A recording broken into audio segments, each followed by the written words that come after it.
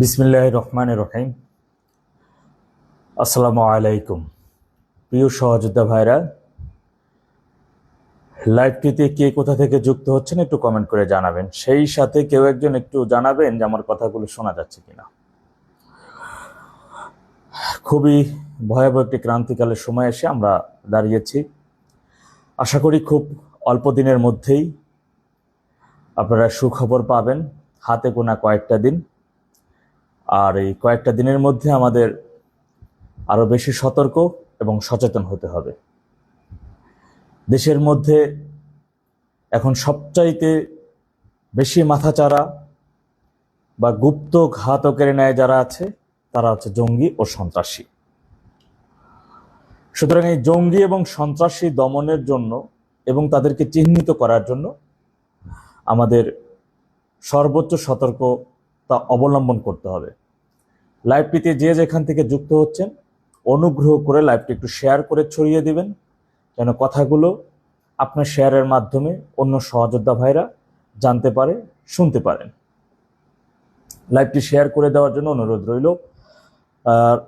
আরিফুর রহমান ভাই, সুমন রয়েছেন, আলামিন রয়েছেন, গিয়াস খান, টিপু চৌধুরী ভাই রয়েছেন, ওয়ালাইকুম আসসালাম ভাই, ইব্রাহিম বুট্টো রয়েছেন, গিয়াস খান, বাংলাদেশ ছাত্রলীগ চট্টগ্রাম হাটহাজারী, আমিদুল ইসলাম ভাই আছেন। আপনাদের অসংখ্য ধন্যবাদ যারা যুক্ত হচ্ছেন লাইভটিতে। ইতিমধ্যে আপনারা জেনেছেন যে জাতিসংঘ কর্তৃক বাংলাদেশে আল কায়দা জঙ্গি সন্ত্রাসীরা ঘাঁটি করার চেষ্টা করছে বা বিভিন্ন জায়গায় তারা ঘাপটি মেরে আছে, এবং বাংলাদেশের মধ্যে গত কয়েকদিনের মধ্যে 11টি জঙ্গি তাদের কার্যক্রম, বোমা তৈরির সরঞ্জাম, বোমা সহ তাদেরকে গ্রেপ্তার। এর মধ্যে আপনারা দেখেছেন বরিশাল হাসপাতালে চিপসের প্যাকেটে বোমা বিস্ফোরণ, রান্না করা সেই কুক তার মধ্যে বোমা, এরপরে পাইপের মধ্যে বোমা, এখন আবার ছুরির মধ্যে বোমা, নানান জায়গায় বোমা। এগুলো প্রতিনিয়ত জঙ্গি এবং সন্ত্রাসীরা তারা দেশে একটি বড় সড়ো গণহত্যা চালানোর জন্য সর্বোচ্চ রকমের তাদের জায়গা থেকে সেই জঙ্গি আক্রমণের জন্য তারা সর্বোচ্চ রকমের চেষ্টা করে যাচ্ছে। আপনারা আজকে হয়তোবা দেখেছেন আমাদের সাংবাদিক ও আন্তর্জাতিক রাজনৈতিক বিশ্লেষক মাসুদা ভাট্টিয়াপা তার একটি সাক্ষাৎকার দিয়েছেন নওফেল সাহেব, আমাদের সাবেক এডুকেশনাল মিনিস্টার। তিনি সেখানে বলেছেন যে আওয়ামী লীগ, এটা প্রথম থেকে আমিও আপনাদেরকে কয়েকবারই বলেছি যে আওয়ামী লীগ রক্তপাত চায় না বলেই তিনি ধৈর্য ধরে আছেন, এবং ধৈর্য ধরে আন্তর্জাতিক শক্তিকে সাথে নিয়ে এবং কূটনৈতিকভাবে এই সমস্যা মোকাবেলার জন্য দীর্ঘ 2 বছরের অধিক সময় ধরে নিরলসভাবে পরিশ্রম করে যাচ্ছেন জননেত্রী শেখ হাসিনা। আওয়ামী লীগ যদি রক্তপাত, খুন খারাপি চাইতো তাহলে দেশে গৃহযুদ্ধ, এটা চিরন্তন সত্য। দেশের জনগণকে এটা বলতে হবে, তাদেরকে বোঝাতে হবে, বা তারা এই বিষয়টি উপলব্ধি করে আশা করি আমরা, যে 24শে জুলাই আগস্টে আওয়ামী লীগ যদি সেটা শক্তভাবে মোকাবেলা করতে চাইতো লাঠিসোঁটা হাতে নিয়ে, তাহলে আরো ভয়ঙ্করভাবে মৃত্যু এবং রক্তপাত ঘটত। কিন্তু সকলে আপনারা জানেন যে আওয়ামী লীগ সভানেত্রী সহ দলের যে মিটিং হয়েছিল সেখানে মূলত তারা বা দূরদর্শী নেতৃত্বের কারণে আওয়ামী লীগের কোনো কর্মসূচি ছিল না, তারা বাড়িতেই ছিল। কিন্তু সারা দেশে যেভাবে বিশ্ববিদ্যালয় ক্যাম্পাসগুলোতে ছাত্রলীগের উপর নির্মম নির্যাতন শুরু হয়, তাদের হত্যা, চট্টগ্রাম দেখছেন ছাদের উপর থেকে ফেলে দিয়ে হত্যা, এবং এই আন্দোলনকারী যে সকল জঙ্গিরা ছিল, শিবিরে যারা গুপ্ত ছিল, তারাই কৌশলে আবু সাইদ সহ এই মুগ্ধকে হত্যা করে আন্দোলন বেগবান করেন এবং জনগণের সিম্পেথিটাকে কাজে লাগান। বিভিন্ন ভিডিও আমরা এরই মধ্যে দেখতেছি, যেটা শুটিং ভিডিও ছিল, সেই শুটিং ভিডিওগুলো তারা নিজেরা তৈরি করে ফেসবুকে ছেড়ে সাধারণ মানুষের একটা সিম্পেথি তারা ব্যবহার নিয়েছে। তো এই 2 বছরে আপনারা জানেন যে আওয়ামী লীগের সেই শক্তি ছিল যে ডেভিল ইনুস কখনই 18 মাস ক্ষমতায় থাকা এবং তার নির্বাচন, এই কথিত একটা নির্বাচন দেওয়া, এটা যদি আওয়ামী লীগ শক্তভাবে অবস্থান নিত, তাহলে কিন্তু এই নির্বাচন তার পক্ষে দেওয়া সম্ভব ছিল না। শান্তিপূর্ণভাবে যেন কূটনৈতিক আলোচনার মাধ্যমে সমস্যার সমাধান হয়। সম্প্রতি আপনারা এটাও দেখেছেন যে ভারতের রাষ্ট্রদূত মিস্টার দীনেশ ত্রিবেদী তিনি একাধিকবার বলেছেন যে সকল সমস্যা আলোচনার মাধ্যমে সমাধান সম্ভব। তিনি তারেকের সাথে দেখা করেছেন, তাকে বিভিন্ন বিষয় তিনি অবগত করেছেন। আজকে দেখলাম যে সামা ভাবি পররাষ্ট্র প্রতিমন্ত্রী তিনিও বলেছেন যে দুই দেশের রাষ্ট্রপ্রধান একসাথে আলোচনা করলে অনেক সমস্যার সমাধান আসে। আমরা এটা উপলব্ধি করছি এবং বিষধর সাপকে যেমন বিশ্বাস করে কাছে রাখাটা এটা বোকামে ছাড়া কিছুই না। সুতরাং ফ্যাসিস্ট তারেককেও বিশ্বাস করা জঙ্গি এবং সন্ত্রাসীদের বিষয়, এটি সম্পূর্ণভাবে বোকামি হবে। এটাই তারেকের সম্পূর্ণ নিজের ছত্রছায়ায় তার সেফ এক্সিটের মাধ্যমে সম্প্রতি সারা দেশে জঙ্গি এবং সন্ত্রাসীরা মাথাচাড়া দিয়েছে। সরকারি যে বাহিনী, আমাদের পুলিশ প্রশাসন, র্যাব, সেনাবাহিনী যা আছে জানেন, এগুলো জনগণের ট্যাক্সের টাকায় চলে। তারা দেশের সেবক, জনগণের সেবক, দেশের গোলাম, জনগণের চাকর। তাই সেই প্রশাসনকে জঙ্গি এবং সন্ত্রাসের বিরুদ্ধে কাজে না লাগিয়ে দেখলাম আজকে র্যাব থেকে বলা হচ্ছে আওয়ামী লীগের এই 15 আগস্টকে কেন্দ্র করে বিভিন্ন দলের নেতাদেরকে তারা খুঁজতেছে বা চিহ্নিত করতেছে বা তালিকা করতেছে। আরে বেটা, তোর তালিকায় কি করবি? বাংলাদেশের 7.5 কোটি মানুষ আওয়ামী লীগ হয়ে যায়, শেষ তালিকা 7.5 কোটি আওয়ামী লীগ, এটা নিলে তো হয়ে যায় তালিকাটা। আর কিসের তুই তালিকা করবি বেটা? তুই শুধু আওয়ামী লীগের তালিকা করার চাইতে সবচেয়ে সুবিধা তালিকা হবে দেশের চাঁদাবাজ, মব সন্ত্রাসী, জুলাই জঙ্গি যারা, সেদের তালিকাটা করলে বাকি যারা আছে তারা সব আওয়ামী লীগ। তো আপনারা আজকে দেখেছেন যে জাতিসংঘ থেকে যেখানে বলা হচ্ছে যে বাংলাদেশে আইএসআই কি বলে আল কায়দার ঘাঁটি, সেই আল কায়দার ঘাঁটি যেখানে জাতিসংঘ থেকে বলতেছে, তার মানে এরপরে সরকার যদি টনক না নড়ে, এরপর যদি জাতিসংঘ বলে যে আল কায়দার ঘাঁটি নির্মূলের জন্য জাতিসংঘ থেকে শান্তিরক্ষী বাহিনী পাঠাইতে হবে, তা নাহলে সেখান থেকে সন্ত্রাস এবং জঙ্গিবাদকে প্রশ্রয় দিচ্ছে সেই দেশের সরকার। বিভিন্ন বিষয়ে পশ্চিমারা নিষেধাজ্ঞা আরোপ করবেন, এরপরে তারা শান্তিরক্ষী পাঠাবেন। এরপরে এই আল কায়দা ধরার জন্য কত জনসাধারণের জীবন যাবে, কত রক্তপাত ঘটবে, একবার একটু উপলব্ধি করেছেন? দেশের বর্তমান জনজীবন আজকে নাভিশ্বাস অবস্থা। আমাদের বিদ্যুৎ নেই, গ্যাস নেই, তেল নেই, নিত্য প্রয়োজনীয় দ্রব্যমূল্যের দাম আকাশচুম্বী। মানুষের এখন একবেলা ডাল ভাত খেয়ে বেঁচে থাকাই বড্ড বেশি দায় হয়ে পড়েছে। সেই জায়গা থেকে মুক্তির জন্য সন্ত্রাস এবং জঙ্গিবাদকে তাদের একেবারে শিকড় সহ উৎখাত করার জন্য জুলাই জঙ্গি সন্ত্রাসী যারা ছিল, যারা স্নাইপারের মাধ্যমে অজস্র জনসাধারণকে হত্যা করে জঙ্গি হামলা চালিয়ে রাষ্ট্র ক্ষমতা দখল করেছিল, তারা এই বাংলার ভূমিতে যতদিন থাকবে ততদিন এই বাংলাদেশ কখনো ঝুঁকি মুক্ত না। সুতরাং সেই ঝুঁকি মুক্ত করার জন্য, বেঁচে থাকার জন্য, বর্তমানের এই অন্ধকারাচ্ছন্ন থেকে বাঁচার জন্য শেখের বেটির কোনো বিকল্প নাই। সে যেদিন প্রত্যাবর্তন করবেন, সে যেদিন দেশে আসবেন, সেই দিন থেকেই দেখবেন দেশের আইন শাসন এবং এই সন্ত্রাসী, এই যারা মব সন্ত্রাসী আছে, বিএনপির মধ্যে ঘাপটি মেরে থাকা যারা মব সন্ত্রাসী, পুলিশ হত্যাকারী আছে, এগুলো অনেকগুলো দেখবেন এমনি স্টক করে ভেনিশ হয়ে যাবে প্রায় 1 থেকে 30% উপরেই। পুলিশের মধ্যে একটা চাপা ক্ষোভ বিরাজ করছে, কারণ পুলিশ সেই ব্যক্তিটাকে স্যালুট দিচ্ছে যে ব্যক্তির হাতে পুলিশের রক্ত লেগে আছে। আজকে দেশের বিভিন্ন থানাগুলোতে দেখতেছি বিএনপির সন্ত্রাসীরা থানার ওসি এসআইকে নানানভাবে হুমকি দিচ্ছে। তারা বিএনপি, তারা অনেক বড় মাপের ব্যক্তি, তাদের সামনে চোখ তুলে কথা বলার মতো সাহস যেন তারা না করে, এই ধরনের হুঙ্কার দিচ্ছে। আবার এই সকল নরপিচাসদেরাই যখন সাধারণ জনগণ আওয়ামী লীগের নেতৃত্বে তাদের উপরে তাদের এই সন্ত্রাসী মোকাবেলায় বাধা দেয় বা তাদের সম্মুখভাবে মোকাবেলা করে, এরাই এবার পুলিশের কাছে যায় নিজেদের নিরাপত্তার জন্য।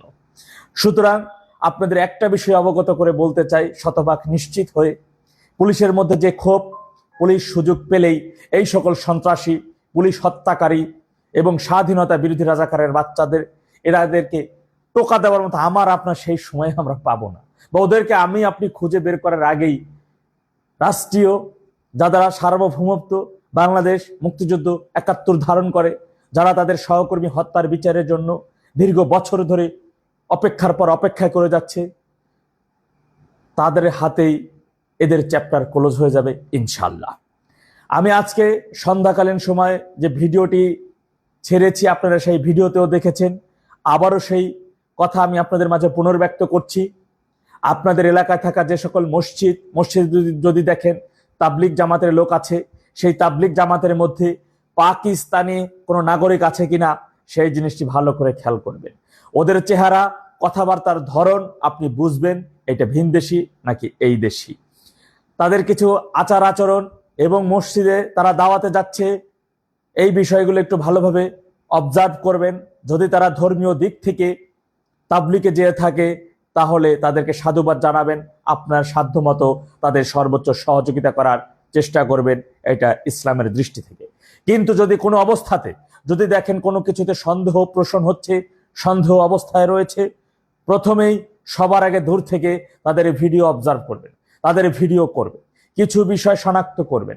এরপরে প্রশাসন, গণমাধ্যম কর্মী সেই সকল ভিডিওগুলো যদি আপনার জায়গা থেকে ছেড়ে দেওয়ার মতো যদি কোনো ঝুঁকি বা রিস্ক মনে হয় আমার ইনবক্সে দিতে পারেন।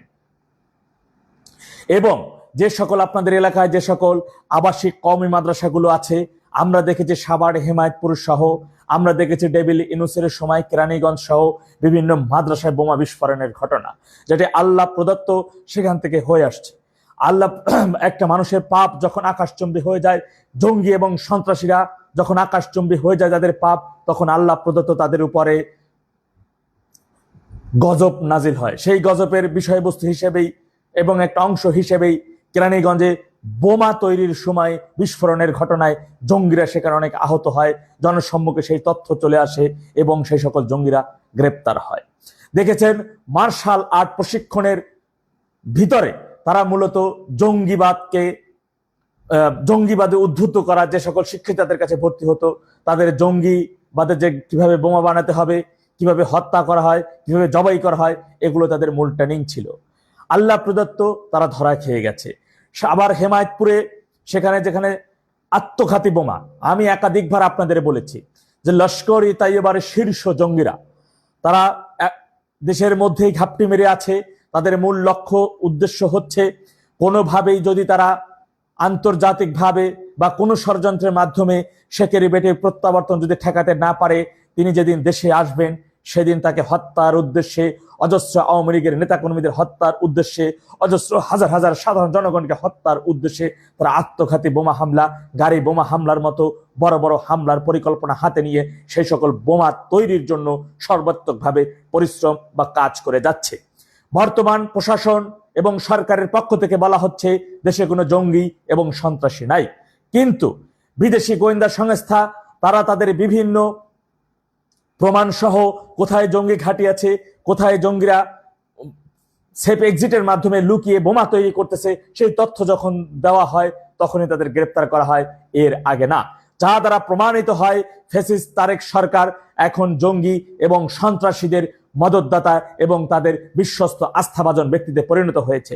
বিশ্ববাসী, জাতিসংঘ সহ দক্ষিণ এশিয়া এবং অন্যান্য পরাশক্তি দেশ, পশ্চিমা যুক্তরাষ্ট্র সহ যে সকল পরাশক্তি দেশগুলো রয়েছে, আমরা তাদের কাছে বিনয়ের সাথে অনুরোধ করে বলবো, আপনারা 1 থেকে 6 সাল পর্যন্ত জানেন যে এই দেশে যেমন একটা ভিক্ষার ঝুড়িতে পরিণত হয়েছিল, অর্থনীতি, মূল্যস্ফীতি, খাদ্যনীতি এবং দুর্নীতিতে বিশ্ব চ্যাম্পিয়নে 5 বারের চ্যাম্পিয়ন হয়েছিল খালেদা জিয়ার সরকার। তৎকালীন সময় খালেদা পুত্র এই কুখ্যাত সন্ত্রাসী, খুনি, দুর্নীতিবাজ এবং লম্পট খ্যাত তারেক রহমান, যার মদদে এবং যার নেতৃত্বেই মূলত আমরা বাংলা ভাইয়ের মতো শীর্ষ জঙ্গি এবং হরকাতুল জিহাদ মুফতি হান্নানের মতো শীর্ষ জঙ্গিদের আমরা দেখেছি। এরা কিন্তু সেই আমলে খালেদার হাত ধরে এবং ফ্যাসিস্ট তারেকের সমর্থনের মাধ্যমে কিন্তু তারা সেদিন জন্ম হয়েছিল, সৃষ্টি হয়েছিল বাংলাদেশে। শীর্ষ যত সন্ত্রাসী, সকল সন্ত্রাসীর জন্ম হয়েছিল তারেকের হাত ধরে। সেই ফ্যাসিস্ট তারেক আজকে রাষ্ট্র ক্ষমতায়, জঙ্গি এবং সন্ত্রাসবাদ তো আজকে মাথা চাড়ায়। আর সেখানে দেখেন কি আল্লাহর বিধাতার কি মিল, এবং আজকে বাংলাদেশে সেই 1 থেকে 6 সালের ন্যায় আজকে সেই অর্থনীতি, খাদ্যনীতি, মূল্যস্ফীতি এবং বাংলাদেশের যে সংকটময়, সেই সংকটও একদিকে চলছে এবং জঙ্গি ও সন্ত্রাসী অন্যদিকে চলছে। অন্যদিকে তারেকের সরকার বলছে দেশে কোনো জঙ্গি এবং সন্ত্রাসী নাই। কিন্তু বিদেশি প্রশাসন, বিদেশি গোয়েন্দা সংস্থারা বলছে দেশে জঙ্গি সন্ত্রাসী আছে, জাতিসংঘ পর্যন্ত বলছে দেশে আল কায়দা, তারা বিভিন্ন ঘাটে গড়ার চেষ্টা করতেছে। একবার একটু উপলব্ধি করেন বাংলাদেশ ধীরে ধীরে কতটা অন্ধকারাচ্ছন্ন দিকে ধাবিত হচ্ছে এবং অন্ধকারের দিকে যাচ্ছে। সুতরাং এখান থেকে বাঁচতে হলে, এখান থেকে বাংলাদেশকে বাঁচাতে হলে অবশ্যই আমাকে, আপনাকে, আমাদের জনসাধারণকে সাথে নিয়ে এই সরকারের বিরুদ্ধে আমাদের সোচ্চার হতে হবে এবং এই সরকারের বর্তমান পৃষ্ঠপোষকতায় চলা জঙ্গি এবং সন্ত্রাসীদের একেবারে সর্বোচ্চ গডফাদার এই পাক জামাতি, নাপাক জামাতিগুলা এই দেশে যতদিন পর্যন্ত আছে, শীর্ষ জুলাই জঙ্গিরা যতদিন পর্যন্ত আছে, এটাকে ততদিন পর্যন্ত এই দেশে কখনো শান্তি বর্ষিত হবে না। মনে রাখবেন, বিএনপি জামাত জোট সরকার যখন 1 থেকে 6 সাল ক্ষমতায় ছিল, 91 থেকে 96 ক্ষমতায় ছিল, এর মধ্যে তারা 23 বার বিরোধী দলীয় নেত্রী তৎকালীন আওয়ামী লীগ সভানেত্রী জননেত্রী শেখ হাসিনাকে হত্যার চেষ্টা করেছিল। কিন্তু আজকে ফ্যাসিস্ট সরকার ক্ষমতায়, কথিত বিরোধী দলীয় নেতা পাক নাপাক জামাতি এই যে সাদা শকুনকে এই 6 মাসের অধিক সময় ধরে ফ্যাসিস্ট তারেক কতবার তাকে হত্যার চেষ্টা করেছে? একবারও করে নাই। কারণ ফ্যাসিস্ট তারেকের অবৈধ পিতা এবং তার মায়ের পরকীয়া জামাই হচ্ছে এই সাদা শকুনগুলা, এই জামাতিগুলা। নিজামী, মুজাহিদ, কামরুজ্জামান, এটা সবই ছিল তার পরকীয়া জামার মতো, পরকীয়া স্বামীর মতো, আর ওর হয়েছে সেই অবৈধ বাপের মতো। সুতরাং এই বাপ ছেলে মিলে, মামু আর ভাইগনা মিলে যে রাষ্ট্র ক্ষমতা, এটা একটা কথিত সরকার, কথিত বিরোধী দল, এটি মূলত জামাত জোট সরকার। তারা আজকে তাদের সেই বিরোধী দলে আওয়ামী লীগ নাই। এমন অবস্থায় জঙ্গি এবং সন্ত্রাস, দেশের অর্থনীতি বলেন, চিকিৎসা খাত বলেন, দেশের দ্রব্য মূল্যের দাম বলেন, সবকিছু যে নাজেহাল এই 6 মাসের মধ্যে, আরো 3 মাসের মধ্যেই হয়ে যাওয়ার কথা ছিল, কিন্তু সেখানে তো 6 মাস। আগামীতে কিন্তু আরো ভয়াবহ অবস্থা বিরাজ করছে এবং ভয়াবহ সময় আসতেছে। বারবার জাতিসংঘ থেকে এই বিষয়ে সতর্কতা দেওয়া হচ্ছে, কিন্তু কোনো কথাই তারা শুনছে না এই ফ্যাসিস্ট তারেক সরকার। মনে রাখবেন, জাতিসংঘ থেকে কিন্তু ডেভিল ইনুস সরকারের সময় বারবার বলা হয়েছিল, আপনাদের আল্লাহর দোহাই লাগে হামের টিকার জন্য হামের টিকা কিনুন, এই শিশুদের কিন্তু ভয়াবহ একটা সময় আসবে, আপনারা টিকা কিনুন। অর্থাৎ আওয়ামী লীগ সরকার 42,000-এর অধিক কোটি টাকা এই স্বাস্থ্য মন্ত্রণালয়ে বরাদ্দ রেখেছিল। সমস্ত টাকা ডেভিল ইনুস সহ ওর সেই বিছানায় থাকা সেই সকলে, যে একটা কোথা থেকে পতিতালয় থেকে যে মহিলারা নিয়ে এসেছিল, স্বাস্থ্য উপদেষ্টা বানিয়েছিল, এরা সমস্ত ভাগ বাটোয়ারা করে খায় সেই টাকা। কিন্তু হাম ভাইরাসের জন্য শিশুদের টিকার ন্যূনতম ব্যবস্থা তারা গ্রহণ করে নাই। পরবর্তী সময় আমরা এরই মধ্যে প্রায় 2,000 শিশু হামে আক্রান্ত হয়ে মারা গেছেন। কত শিশুর বাবা মা থানায় গেছেন অভিযোগের জন্য, কোর্টের বারান্দায় গেছেন ডেভিল ইনুস তার ক্যাবিনেটের উপদেষ্টাদের জন্য বিরুদ্ধে মামলা করার জন্য। কোর্ট মামলা নেয় নাই, ফ্যাসিস্ট তারেক মামলা নিতে দেয় নাই। সুতরাং সামনে এই যে দেখেন, এর যখন জাতিসংঘ থেকে সতর্ক করেছিল, সতর্ক শুনে নাই, মাঝখান থেকে আমাদের আগামীর ভবিষ্যৎ প্রজন্ম 2,000-এর অধিক শিশু আমরা হারিয়েছে মা বাবা, তাদের কোল। এমনও আমরা দেখেছি 11 বছরের অধিক পরে বিবাহ জীবনে বাচ্চা আসে না। আল্লাহর কাছে অনেক চাওয়া, অনেক চিকিৎসা, অনেক মেহনতের পরে তাদের কোল জুড়ে একটা বাচ্চা এসেছিল, কিন্তু সেই বাচ্চাকেও তাদেরকে হামে আক্রান্ত হয়ে সেই বাচ্চা মারা গেছে। একবার চিন্তা করুন সেই স্বামী স্ত্রীর অবস্থাটা, সেই দাম্পত্য, তাদের বর্তমান মানসিক অবস্থাটা। সুতরাং তৎকালীন জাতিসংঘ সাবধান করেছিল সোনা ন্যায়, আমরা 2,000 শিশু হারিয়েছি।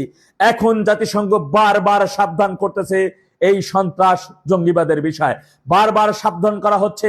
বাংলাদেশের বন্ধু প্রতিম রাষ্ট্র ভারতীয় গোয়েন্দা সংস্থা থেকে, যুক্তরাষ্ট্রের গোয়েন্দা শাখা থেকেও বলা হচ্ছে, রাশিয়া থেকে বারবার সাবধান করা হচ্ছে, এবং এদের কোথায় কি ঘাটিয়েছে সেই বিষয়গুলো তাদের একেবারে চোখে আঙ্গুল দিয়ে দেখিয়ে দেওয়া হচ্ছে। কিন্তু তারপরেও এই সরকারের টনক নড়ছে না, তারা উল্টা বলছে দেশে জঙ্গি এবং সন্ত্রাসী নাই। তবে হ্যাঁ, উগ্রবাদী কিছু রয়েছে, এটাকে জঙ্গি এবং সন্ত্রাসী বলা চলে না। সুতরাং আপনাদের কাছে বিনয়ের সাথে অনুরোধ থাকবে, জনগণকে সাথে নিয়ে আমাদের ঐক্যবদ্ধ হতে হবে। জঙ্গি এবং সন্ত্রাসী মদতপুষ্ট, বিশ্বস্ত মদতপুষ্ট এই ফ্যাসিস্ট তারেকের হাত থেকে বাংলাদেশকে, বাংলাদেশের সার্বভৌমত্বে রক্ষা করতে হবে। ফ্যাসিস্ট তারেকের হাত থেকে বাংলাদেশকে রক্ষা করা মানেই এই নাপাক জামাতি, স্বাধীনতা বিরোধী জুলাই জঙ্গি, পুলিশ হত্যাকারীদের বিরুদ্ধে আমাদের যে জিরো টলারেন্স নীতি এবং তাদের বিচারের কাঠগড়ায় এবং দেশকে ধ্বংসস্তূপ থেকে একটি সুন্দর বাসযোগ্য রাষ্ট্রে পরিণত করার যে স্বপ্ন, যে প্রয়াস, সেটি পূরণ করা সম্ভব হবে। সাধারণ জনগণ দুমুঠো ডাল ভাত খেয়ে বেঁচে থাকতে পারবে এবং যে অন্ধকারাচ্ছন্ন দেশে সেখানে আলোর দিশারি এখন একমাত্র ওসিলায় বঙ্গবন্ধু কন্যা জননেত্রী শেখ হাসিনা। সুতরাং আপনারা যে যেখানে যে অবস্থাতে আছেন, আমাদেরকে আরো বেশি সোচ্চার হতে হবে। মনে রাখবেন, আমাদের এই তথ্যগুলো, এই ধরনের কথাগুলো কিন্তু বাংলাদেশের বর্তমান প্রচলিত যে সকল মিডিয়া আছে সেই মিডিয়াগুলো প্রচার করছে না। এই মিডিয়াগুলো আপনাদের নজরে রাখবেন। যে সকল মিডিয়াগুলো এই যে শীর্ষ পাকিস্তানি জিন্নাহর বাচ্চা অবৈধ বীর্যে জন্ম নেওয়া এই যে দুইটা ব্যারিস্টার আছে, একটা জামাতি ওই যে শাহরিয়ার, আর একটা আছে ওই যে টাকলা, এদেরকে যে সকল টেলিভিশন গুলো টক শোতে আনে এবং তারা মূলত যে স্বাধীনতা বিরোধী 16ই ডিসেম্বরকে অস্বীকার করে যে সকল বক্তব্যগুলো দেয়, 71 মুক্তিযুদ্ধকে ছোট করে যে সকল বক্তব্যগুলো দেয়, কৌশলে ওই মিডিয়াগুলো এদের টক শোতে ডেকে এনে সেইগুলো প্রমোট করে। সুতরাং এই মিডিয়াগুলো আপনারা যারা সাধারণ জনগণ আছেন তাদের নজরে রাখতে হবে। মনে রাখবেন, বাংলাদেশে ওই সকল মিডিয়া কখনো থাকতে পারে না যে সকল মিডিয়াগুলো দেশের প্রতি, দেশের জনগণের প্রতি কোনো দায়বদ্ধতা রাখে না। যে সকল মিডিয়াগুলো বাংলাদেশের সার্বভৌমত্ব আঘাত হানে, জঙ্গিরা হামলা চালায়, সন্ত্রাসীরা হামলা চালায় এবং সরকার কর্তৃক মদতপুষ্টে জঙ্গি এবং সন্ত্রাসীরা মাথাচাড়া দেয় এবং দেশের বর্তমান অর্থনীতি, মূল্যস্ফীতি এবং দেশটাকে একেবারে যে ভঙ্গুর দেশে পরিণত করেছে, সেই সকল সঠিক তথ্যগুলো যে সকল মিডিয়া প্রচার করে না, সেই সকল মিডিয়া কখনো জনগণের কল্যাণকর বই আনে না, সেই সকল মিডিয়া বাংলাদেশে থাকতেও পারে না। এই সকল মিডিয়াগুলো দেশের কি কি কাজগুলো করতে হবে, জনগণের জন্য, দেশের জন্য দায়বদ্ধ কি পরিমাণ থাকতে হবে, তার উপরে তারা একটি স্বাক্ষর করেছিল এবং সেই স্বাক্ষরের উপর ভিত্তি করে তারা যে হলফনামা স্বাক্ষর করেছিল, যে প্রতিশ্রুতি দিয়েছিল, তার উপর ভিত্তি করে তারা রেজিস্ট্রেশন পেয়েছিল। সুতরাং জনগণের আদালতে তাদের রায় ইতিমধ্যে হয়ে গেছে। এখন সেই রায়গুলো আপনারা যারা সাধারণ জনগণ আছেন তাদের কার্যকর, এবং সেই রায়গুলো আপনাদের নিজ হাতে কার্যকর করতে হবে। জনগণের গণ আদালত হচ্ছে সবচাইতে বড় আদালত। গণ আদালতে জনগণ যে বিচার দেয়, সেই বিচার যখন জনগণ, সেই রায়কে জনগণ যখন বাস্তবে রূপ নেয়, তার বিরুদ্ধে আর কোনো আইন চলে না। জনগণকে মূলত জনগণের জন্যই আইন, জনগণের জন্যই মূলত সংবিধান, দেশের জন্য আইন, দেশের জন্যই সংবিধান। আমরা সেই সংবিধান, সেই আইনের প্রতি শ্রদ্ধাশীল হয়ে সাধারণ জনগণের গণ আদালতে যে রায় হবে, সে রায়গুলো আমাদের নিজের হাতেই কার্যকর করতে হবে। মনে রাখবেন, আপনার এলাকায়, আপনার গ্রামে, আপনার ওয়ার্ডে, আপনার প্রতিবেশীর মধ্যেই ঘাপটি মেরে লুকিয়ে আছে কোনো একজন পুলিশ হত্যাকারী, সন্ত্রাসী, জঙ্গি এবং দেশ বিরোধী এই সকল চাঁদাবাজ, মব সন্ত্রাসীগুলা, ধর্ষক, খুনিগুলা। ওদেরকে শনাক্ত করেন, যে কোনো ভাবেই হোক না কেন এদেরকে নোট করেন। প্রতিদিন আপনার টার্গেট, প্রতিদিন একটা করে জঙ্গি সন্ত্রাসী কোথায় আছে।